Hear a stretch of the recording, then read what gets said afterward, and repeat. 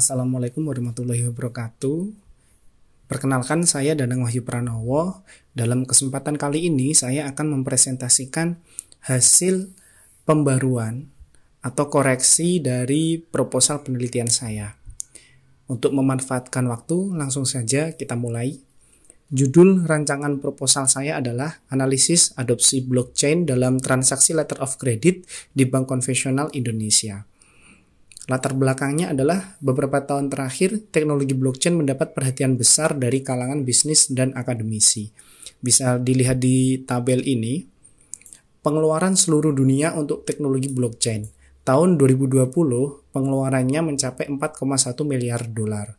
Tahun 2024 diperkirakan akan ada pengeluaran 17,9 miliar dolar.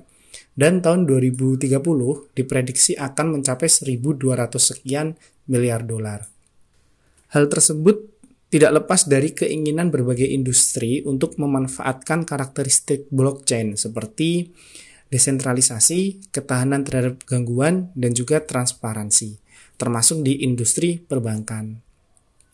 Dalam konteks perbankan, blockchain dikenal sebagai buku besar yang terdesentralisasi, tidak bisa diubah, meningkatkan efisiensi dan keamanan data.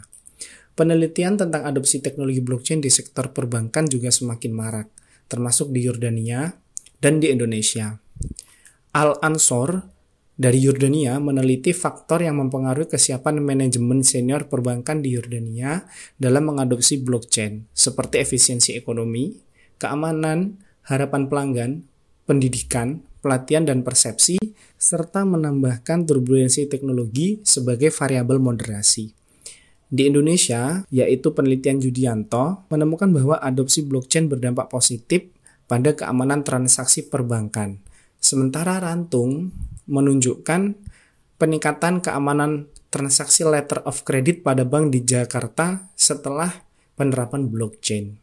Yang terakhir adalah Utomo meneliti dan menunjukkan bahwa adopsi blockchain tidak berdampak signifikan pada efisiensi transaksi berdasarkan data laporan keuangan 2019 sampai 2023. Penelitian kali ini bertujuan untuk melengkapi kekosongan yang ada pada penelitian sebelumnya, di mana penelitian sebelumnya tidak menyebutkan secara pasti apakah bank-bank yang diteliti itu sudah mengadopsi blockchain atau belum atau akan.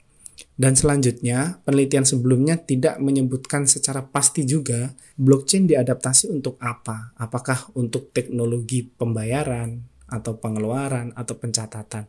Nah, penelitian ini menutup kekosongan tersebut dengan meneliti bank-bank di Indonesia yang sudah menerapkan teknologi blockchain dan yang terlibat dalam penerapan teknologi blockchain atau pengembangannya, yaitu Bank Permata, Bank BCA Mandiri, BNI, dan BRI.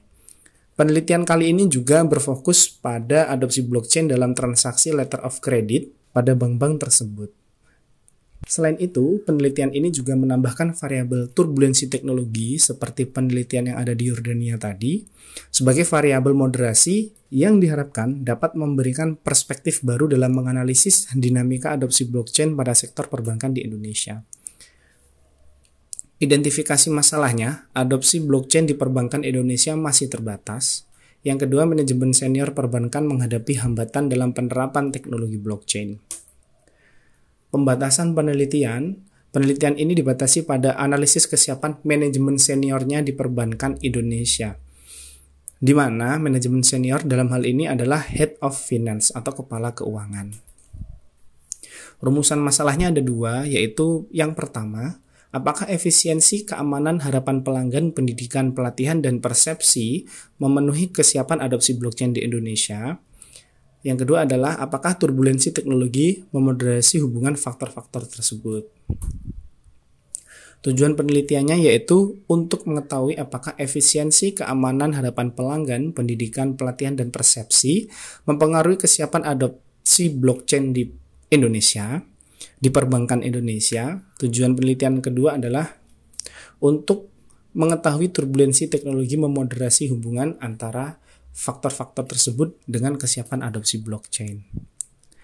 Manfaat penelitian secara teoritis memberikan pengetahuan dalam literatur blockchain pada sektor perbankan di Indonesia, dan praktisnya adalah memberikan panduan bagi perbankan dan pembuatan kebijakan tentang cara mengatasi hambatan dalam adopsi teknologi blockchain. Slide selanjutnya adalah definisi variabel dan juga indikatornya. Untuk memanfaatkan waktu, saya tidak akan membacanya, tapi di sini bisa dilihat ada efisiensi, keamanan, harapan konsumen, pendidikan, pelatihan, persepsi, dan turbulensi teknologi. Alur kerangka berpikir. Nah, penelitian ini menggunakan kerangka berpikir TOE, yaitu teknologi, organisasi, environment, atau lingkungan. Nah, kenapa penelitian ini memilih TOE? Karena banyak penelitian sebelumnya mengakui TOE sebagai kerangka kerja multiperspektif yang memberikan dasar yang kuat untuk menganalisis berbagai faktor adopsi teknologi di berbagai jenis organisasi. Selanjutnya adalah metode penelitian, di mana di dalamnya ada jenis penelitian yaitu kuantitatif deskriptif. Peneliti menggunakan metode kuantitatif untuk mengukur pengaruh antara variabel, dan deskriptif digunakan untuk menjelaskan hasil dari pengukuran variabel tersebut. Tempat dan waktu penelitian. Nah, penelitian ini dilakukan pada beberapa bank di wilayah daerah istimewa Yogyakarta. Proses pengumpulan data kurang lebih membutuhkan waktu selama 4 bulan.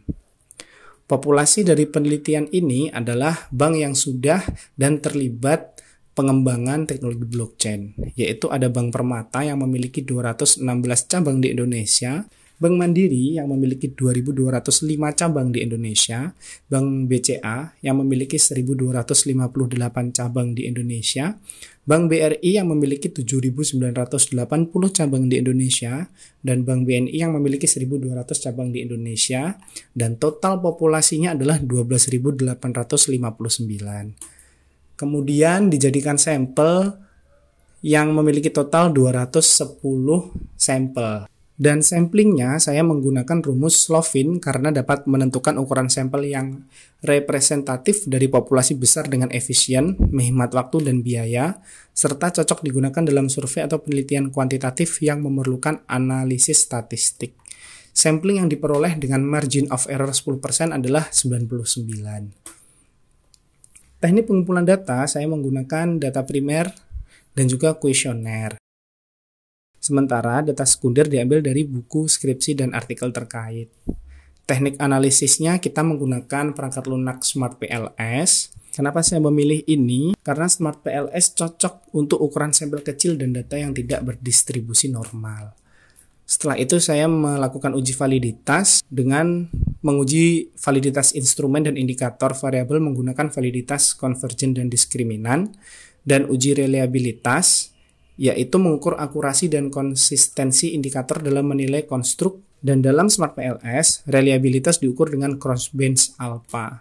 Selanjutnya ada koefisien determinan atau R-square, yaitu mengukur kemampuan model dalam menjelaskan variabel dependent dipengaruhi oleh pengukuran pengaruh variabel independen terhadapnya.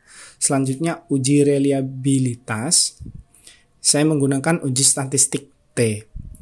Selanjutnya ada pengukuran variabel moderasi. Nah, saya menggunakan path analysis dengan Smart PLS. Saya juga menggunakan tes statistik yang dihitung melalui bootstrapping. Sekian presentasi dari saya, ada kurangnya mohon maaf. Assalamualaikum warahmatullahi wabarakatuh.